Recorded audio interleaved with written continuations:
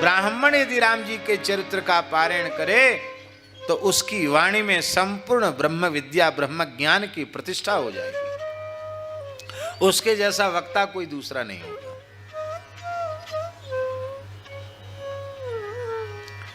क्षत्रिय यदि रामचरित्र का पारायण करे तो वो भूपति हो जाएगा। उससे बड़ा कोई राजा नहीं होगा। उससे नजर मिलाने वाला कोई दूसरा राजा नहीं होगा।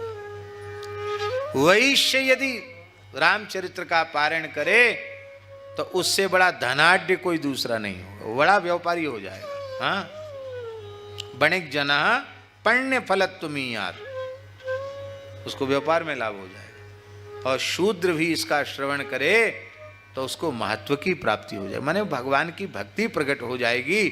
तो वह फिर नीच कहाँ रहा, फिर तो भगवान के महाराज जी कल ही गरुड़ पुराण में हम नित्य स्वाध्याय करते हैं क्रमशः पुराणों का, इसमें गरुड़ पुराण चल रहा है। उसमें महाराज जी लिखा हुआ है, शूद्र म्लेच्छ अंत्यज निषाद इन अधम वर्णों में उत्पन्न होने वाले लोग भी यदि भगवत शरणागत होकर भगवान की भक्ति करने लग जाएं तो उनके साथ अस्पृश्यता का व्यवहार नहीं करना चाहिए। स्पष्ट लिखा है।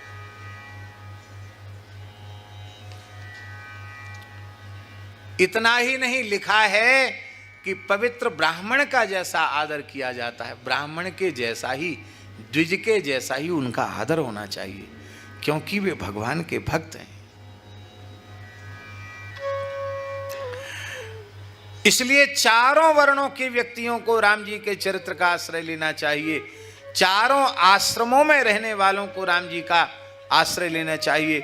राम जी के चरित्र का अनुसंधान करने वाला ब्राह्मण ही उत्तम ब्राह्मण हो सकता है। राम जी के चरित्र का अनुसंधान करने वाला क्षत्रिय ही उत्तम क्षत्रिय हो सकता है। राम जी के चरित्रों का स्मरण करने वाला वैश्य ही उत्तम वैश्य हो सकता है।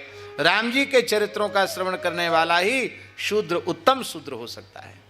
राम जी के चरित्र का श्रवण करने वाला ही ब्रह्मचारी उत्तम ब्रह्मचारी हो सकता है। राम जी के चरित्र का अनुसंधान करने वाला उत्तम गृहस्थ हो सकता है।